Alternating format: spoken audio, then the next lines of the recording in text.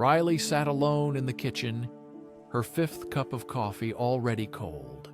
It was 3 in the morning, and Nathan still hadn't come home. It wasn't the first night he disappeared for a drunken binge. Lately, it had become a constant cycle. Women, Riley thought, always worry about their husbands coming home late, suspecting infidelity, but not her.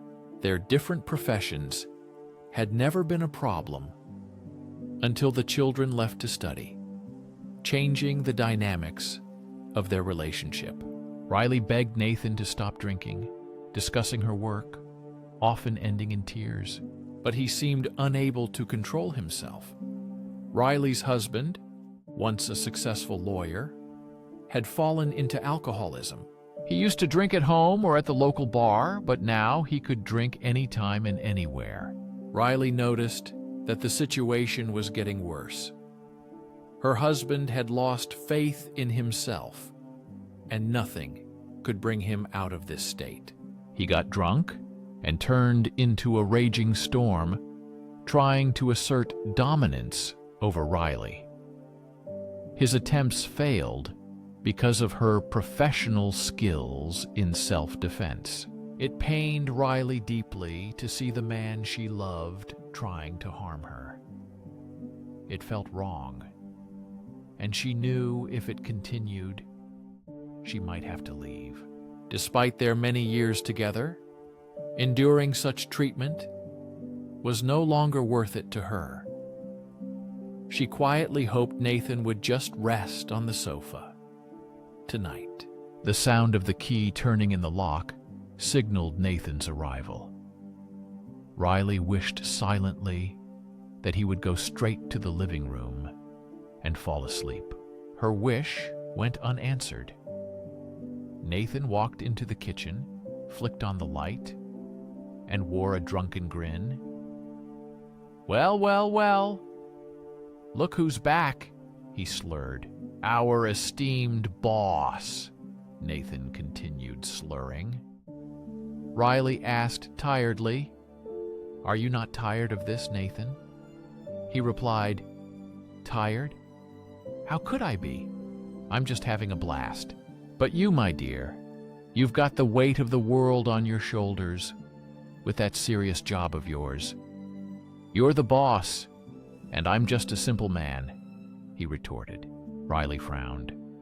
She had never boasted about her job and always tried to support Nathan.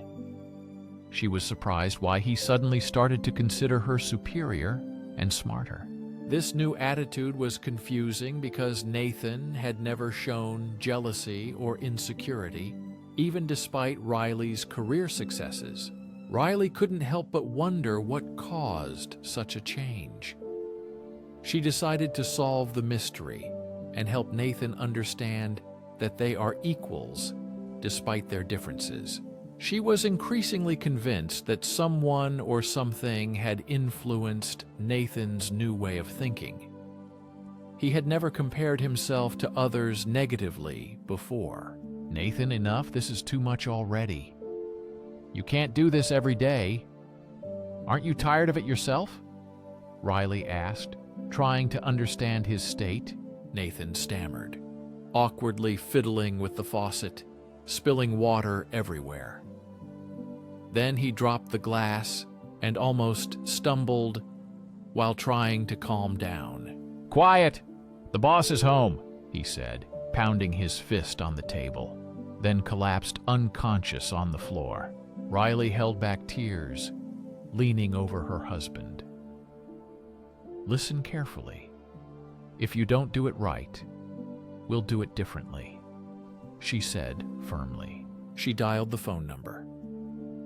"Vincent, send the car and a few assistants to me, quickly and quietly," Mrs. Brooks ordered Riley. Vincent chuckled quietly. "Got a body there, needing disposal." Almost immediately, Vincent, almost Riley, replied. Nathan was out cold when he was put in the car. Upon waking, Nathan found himself in a hallway facing Riley. "What's happening?" he asked. She replied nonchalantly, "Nothing much." Riley then told him she had arranged for him to spend the night in a cell with women serving long-term sentences. She added casually, "By the way, 3 of them murdered their husbands because of their alcohol addiction." Nathan asked, "Riley, are you insane?" She said, "Too late, dear. You never listened." Turning away, exhausted, the door closed with a clang. Gasps came from inside the cell. Riley thought she didn't care anymore, or at least she tried not to. For 5 years, Riley had led the women's correctional facility with an iron hand wrapped in a velvet glove. Her leadership skills and resolute nature were renowned. Though she seemed gentle, she possessed an unyielding character with clear vision and high standards. She set the bar not just for herself, but for her team as well. Riley's dedication and readiness to make tough calls made her an effective head of the facility. She was known as a leader who tolerated no nonsense, always prioritizing the safety and welfare of those under her care above all else. Her unwavering determination had earned respect from both her staff and the inmates, making her a revered and accomplished figure in her field.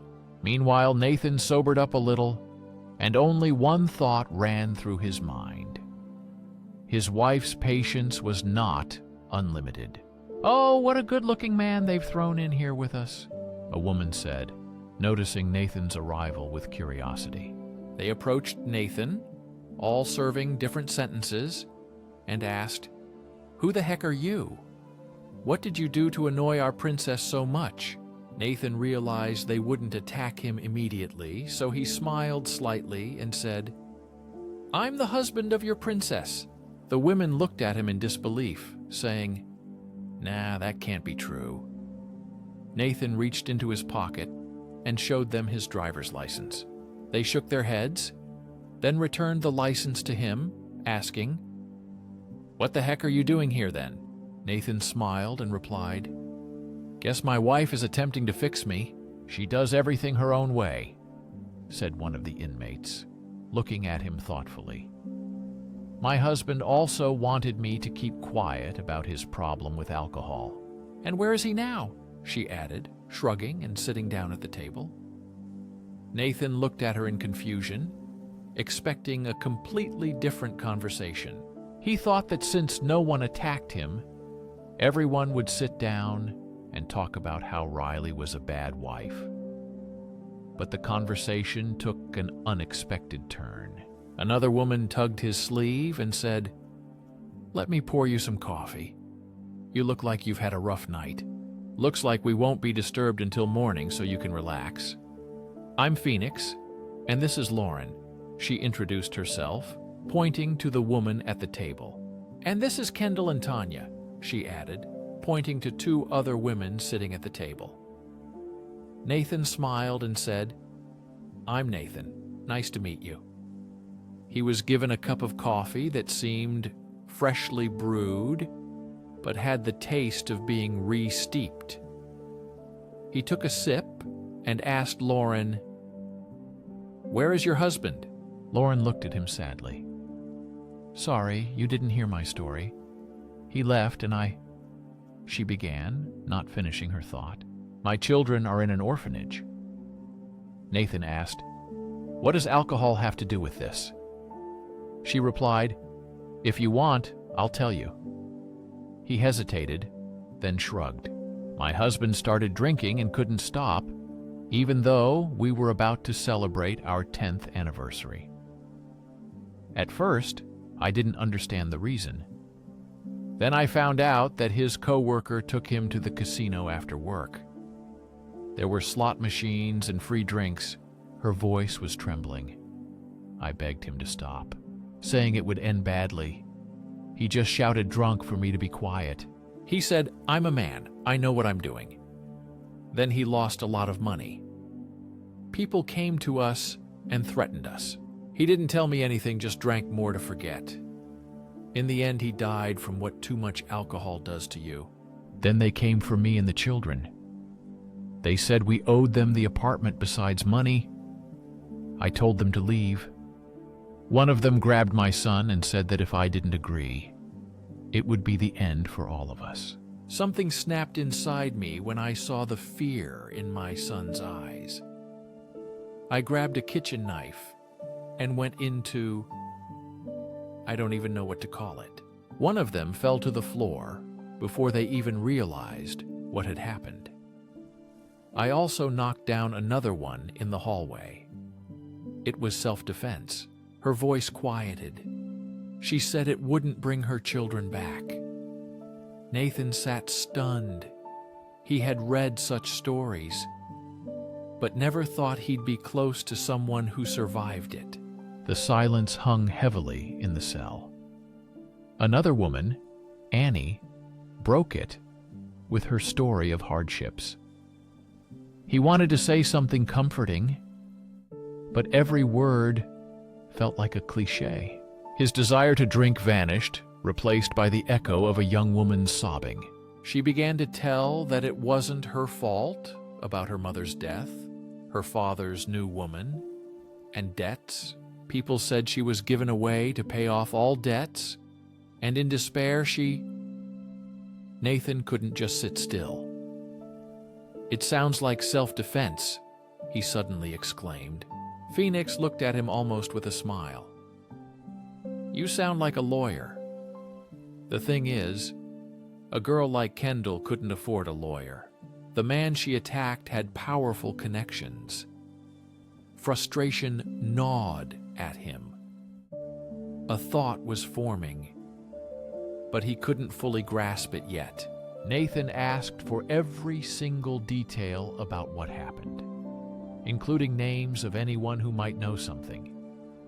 He promised to try his best to help. Kendall looked at Nathan, startled, then glanced at Phoenix, the older woman who seemed to be in charge of the situation. Phoenix gave Nathan a stern look. "Are you going to keep your word? No false hope for this girl. She's suffered enough already." "I promise I'll do what I can," Nathan insisted firmly, determined to help despite the odds. Meanwhile, Riley felt overwhelmed. She knew she had made a big mistake and that Nathan would be furious. She froze. The cell was quiet. Nathan sat at the table, surrounded by inmates who were talking and even smiling a little. Nathan turned to her. "Oh, hi, Riley." His voice sounded calm, without anger. Riley was silent. Everything seemed wrong. "What's going on?" she managed to ask. Nathan stood up and left the cell, waving to the women who wished him luck. Even the guards looked puzzled, as this cell was usually the worst. "Nathan, are you okay?" Riley asked as they hurried down the corridor. "Yes, everything's fine. We need to go home. I have to get myself together. I have to find someone," he added. Riley felt lost. Her husband had struggled with alcoholism for a long time, and now he was weak, sober, and almost a stranger. It was a good change, but too sudden, leaving her confused. Hope and doubt mixed inside her. Maybe they had a chance now. Now she needed to understand what had happened in that cell. "Nathan, you keep leaving? Is there something you're not telling me?" He turned to her. "That young woman in your cell is Kendall. I believe she doesn't belong there. Her life is ruined. The evil stepmother and the man who hurt her and should be in prison are to blame. Sorry I didn't say earlier, but I have been deeply involved in her case, trying to find a way to help Riley." Riley just looked at him. Then a smile slowly spread across her face. "Wow, my Nathan really came back," she said, hugging him tightly. "Sorry, dear, I was such a fool," he said. Thank you for helping me find my way again." For 6 long months, Nathan worked tirelessly, obsessed with the idea of achieving justice. When the new trial finally came, it was all thanks to him. He found witnesses who could tell the true story. He even tracked down the fraudulent doctor who lied at the first trial. It was hard. There were setbacks. But Nathan did not give up. This trial was different, and he was determined to succeed. The verdict echoed throughout the courtroom. Not guilty. Kendall swayed, tears streaming down her face, too weak to stand. She sat down on the chair, the weight of recent years pressing down on her. Nathan was nearby, supporting her in that moment. An older woman rushed into the chaos, her sobs echoing Kendall's own. She was Kendall's grandmother, drawn by news she feared was too terrible to be true. The reunion was filled with grief and hope, reflecting years lost and the uncertain promise of a future together. Outside, Nathan and Riley stood silently watching. "I've never been more proud of you," Riley said, her voice thick with emotion. Nathan smiled, though his exhaustion was clear to see. Suddenly a boy appeared, breathless, shoving an envelope at Nathan. "Delivery!"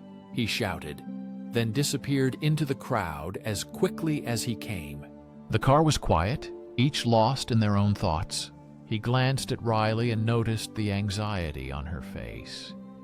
But in her fatigue, he saw determination, not joy. Inside the envelope was a single, neatly written note. The fireplace table for 2 reserved in the prison. They respect those who keep their word. Nathan laughed, a sound both weary and genuine. "Well, Riley, looks like your girls are buying us dinner," he said, hiding the darker truth behind his words. He did not mention the deeper meaning. Phoenix and the others knew his fight for Kendall was far from over.